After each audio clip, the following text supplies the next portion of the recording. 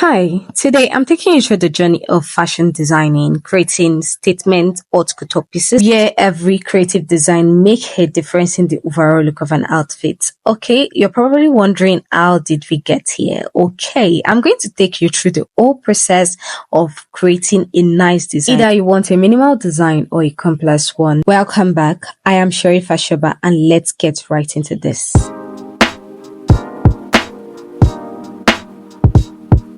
We need needles, applique, which I got from trimming out from our fabric, our lace fabric that I used to make the dress itself. In order to do this, you need to trim out your lace fabric with a pair of scissors, or you substitute with soldering iron. However, soldering iron it's not always advisable for bright fabric because it burns your lace and it leaves dark patches all over your bright lace, except you are working with a dark fabric.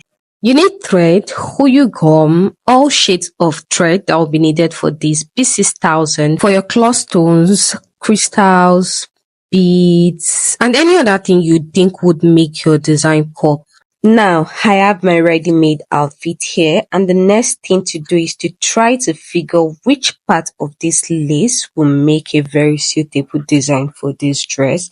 Then, the placing of this lace part in different area of the dress to know where it's going to align. I went ahead to pin it down after getting specific area that I find suitable, and I trimmed out all the net, I repeat, all the net on this lace.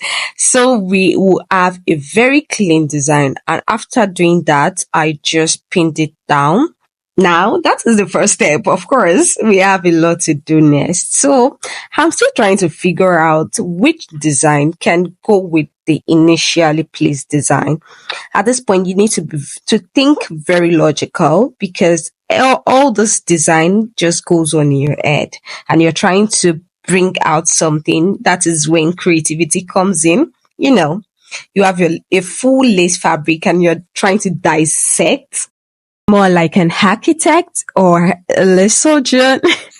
Yeah, so I did basically that for all of the other lace pieces. I picked different lace pieces already trimmed out and just placed in different sections to see how it looks like. At this point, I was already forming a design and I realized that the design is not giving what it should give.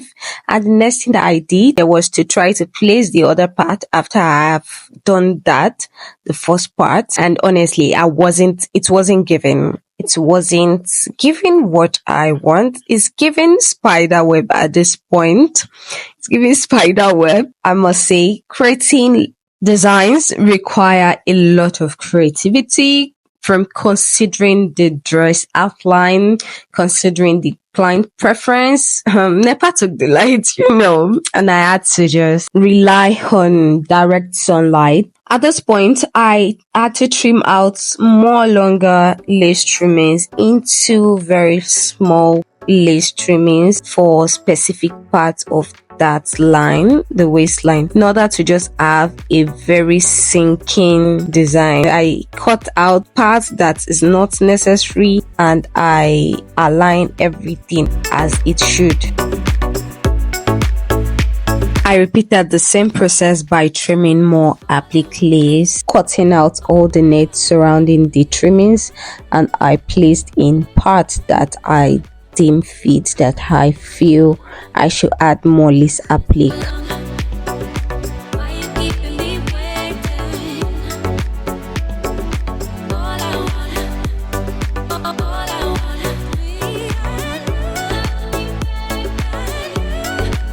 Okay, at this point, I feel I'm progressing in a very good way, and most of the parts that I want to cover is already placed, and the only part left is just minimal.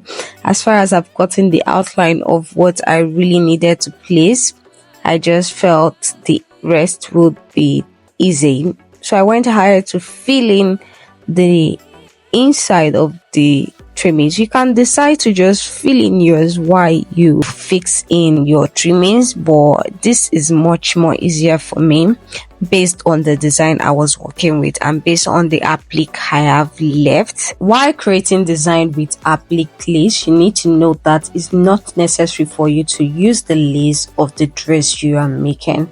You can decide to get panel, we call it panel, and it's been sold in the market. You can decide to use a different trimming lace that you can get from the market as well.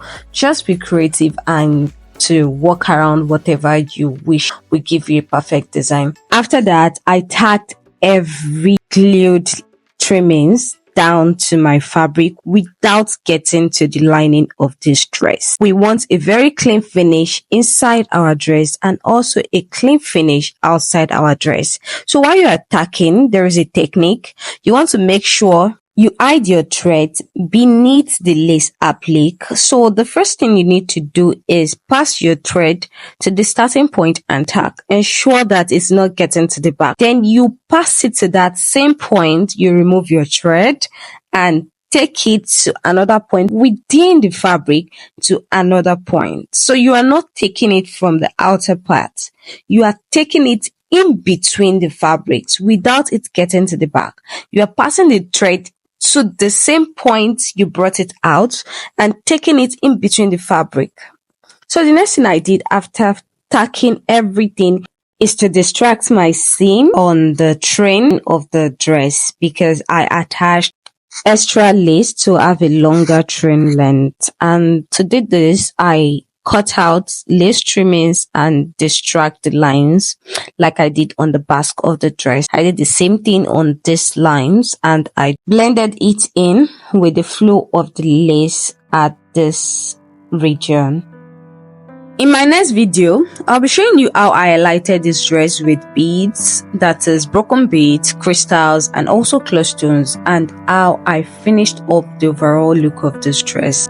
I so much hope you've learned the basic of embroidery, the basics of lace application on your dresses, and also tips and tricks in which you can achieve a very neat design. Thank you for staying up to this point. Please like, share, and comment your thoughts on this outfit. Bye.